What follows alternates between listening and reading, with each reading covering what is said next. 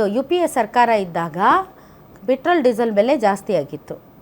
ತಾವು ಸರ್ಕಾರಕ್ಕೆ ಆಡಳಿತಕ್ಕೆ ಬಂದಾಗ ತಾವು ಹೇಳಿದ್ದೆ ಅದೇ ಏನಂದರೆ ನಾವು ಪೆಟ್ರೋಲ್ ಡೀಸೆಲ್ ಬೆಲೆ ಇಳಿಸ್ತೀವಿ ಅಂತ. ನೀವು ಇಳಿಸಲಿಲ್ಲ.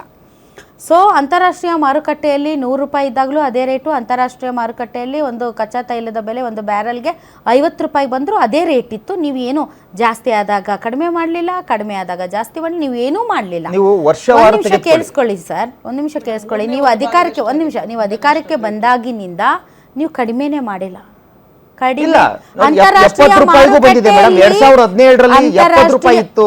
ಅಂತಾರಾಷ್ಟ್ರೀಯ ಮಾರುಕಟ್ಟೆಯಲ್ಲಿ ಕಚ್ಚಾ ತೈಲ ಬೆಲೆ ಕಡಿಮೆ ಇದ್ರೂ ಕೂಡ ಆ ಲಾಭವನ್ನು ನೀವು ಗ್ರಾಹಕರಿಗೆ ಪಾಸ್ ಮಾಡಲಿಲ್ಲ.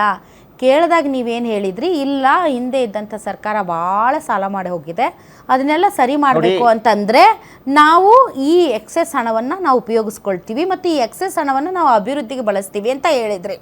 ಸೊ ಅಲ್ಲಿಂದ ಇಲ್ಲಿವರೆಗೆ ನೀವು ಗ್ರಾಹಕರಿಗೆ ಲಾಭನೇ ಕೊಡಲಿಲ್ಲ. ಕಚ್ಚಾ ತೈಲ ಬೆಲೆ ಕಡಿಮೆ ಆದರೂ ಕೂಡ ಈಗ ಡೆಫಿನೆಟ್ಲಿ ಕಚ್ಚಾ ತೈಲ ಬೆಲೆ ಜಾಸ್ತಿ ಆಗಿದೆ.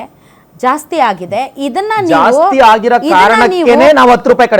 ಅಲ್ಲ, ಇದನ್ನ ನೀವು ಈ ಟೈಮಲ್ಲಿ ನೀವು ಕಡಿಮೆ ಮಾಡಿ, ನೀವು ಜಾಸ್ತಿ ಮಾಡಿಲ್ಲ. ನಿಮ್ಮನ್ನ ಅಪ್ರಿಶಿಯೇಟ್